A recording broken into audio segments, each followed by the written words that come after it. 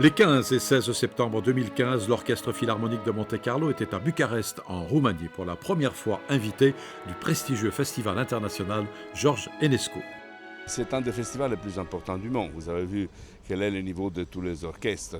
Ce soir, il y a Wien, avant-hier, il y avait le Berliner, il y a tous les plus grands orchestres du monde sont là. Donc c'est un concert très, très, très important. Ils nous ont invités, tout simplement. Et ça veut dire que la réputation de l'Orchestre Philharmonique de Monte-Carlo monte toujours.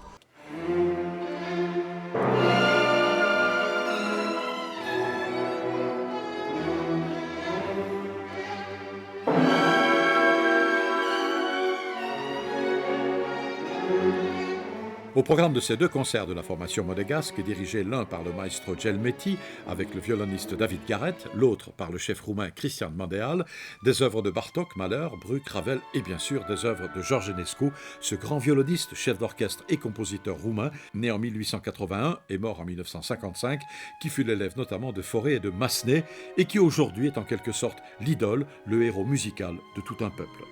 Ce festival, quelle est sa raison d'être ? De mieux faire connaître Enescu ou de le célébrer en faisant venir les meilleurs artistes du moment? Tous les deux. Enescu, pour nous, c'est le dieu musical. Nous n'avons pas une plus grande que lui. Et d'autre côté, bien sûr que c'est très nécessaire pour notre public d'accueillir tous ces grands orchestres, ces grands chefs, tout ce grand programme du XXe siècle, etc. C'est une geste de culture aussi, pas seulement de la propagande.